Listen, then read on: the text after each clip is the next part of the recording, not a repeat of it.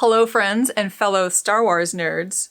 Happy Star Wars Day, aka May the 4th, aka May the 4th be with you. So I just wanted to pop in with a few thoughts today about the Force, which, if you're watching this video still, you probably know is the thing in the Star Wars universe that connects everyone together. It flows through all life forms.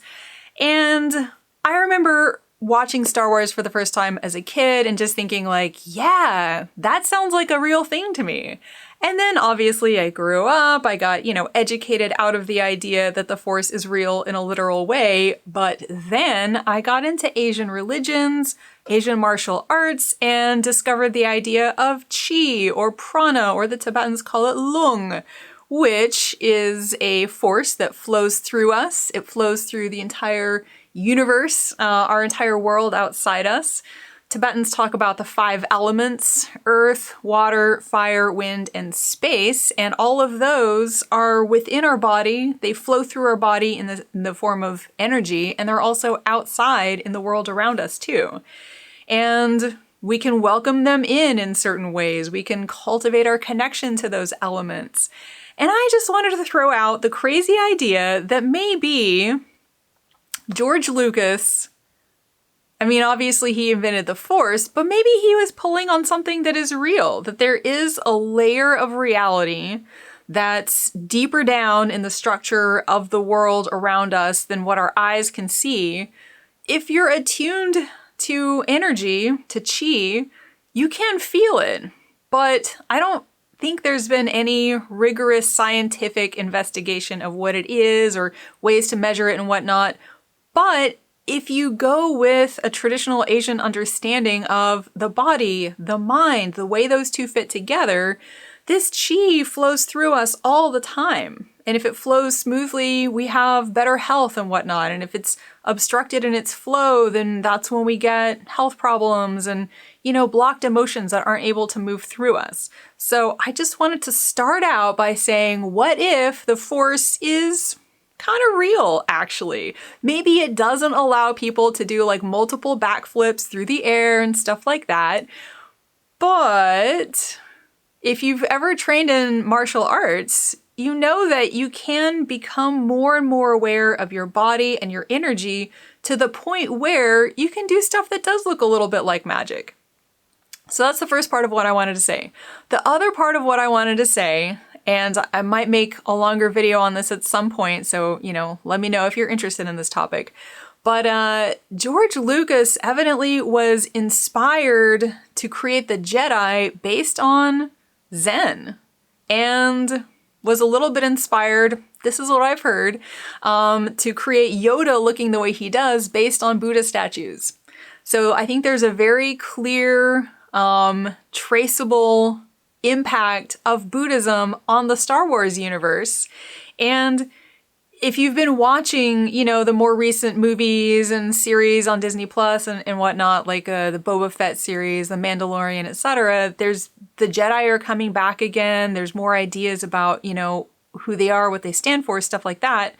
Obviously, waiting for the new Obi-Wan Kenobi series, which drops later this month.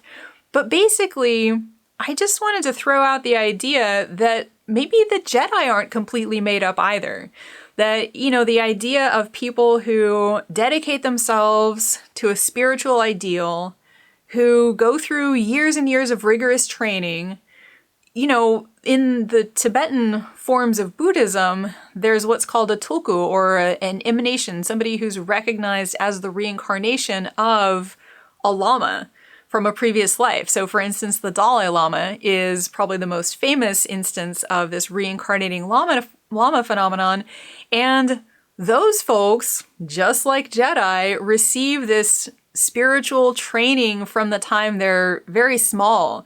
So I just wanted to throw out there, there are these connections between Buddhism and Star Wars. Again, if you're interested in this, drop some comments. It's a topic that I'm really interested in and would love to make more videos on.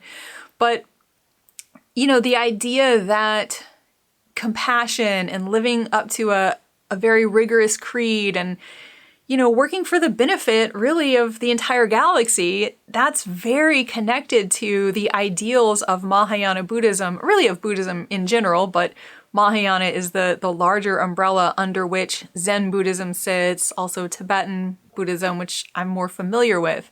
So I just wanted to say, first of all, what if the Force is kind of real and is something that we can cultivate? Maybe, not exactly the way it is in Star Wars, but something that flows through us all, holds us all together. And also, what if we can kind of become Jedi? I have a friend who said that his dream as a child was to become a Jedi, which I totally also, had I known that girls could be Jedi, I probably would have dreamed of that too. But I just want to throw out there that maybe we can also become Jedi in a certain way by, training and training our minds, with meditation, maybe with swordplay. That would be, I guess, more training body and mind together. But I feel like there's so much darkness happening right now, war, ongoing pandemic, maybe becoming an endemic at this point, but just there's so much stuff that stresses us out. And you can look at Star Wars and its universe as just total escapism, but I think you can also look at it as something that can inspire us to maybe look at life differently, to appreciate a different level of reality, to maybe settle a little bit deeper than just the surface level of what we can see with our eyes, or, how much money is in our bank account, like all these things that it's just so easy to get caught up in them because, our survival in a way depends on that. But there's more. There's more to life. If we can learn to reach out with the Force and connect with the world around us, to share compassion with all living beings, maybe we can all become our own Jedi and learn a little bit more how to use the Force. So that's my nerdy reflection for you. Hope you're having a lovely May the 4th. And again, may the Force be with you.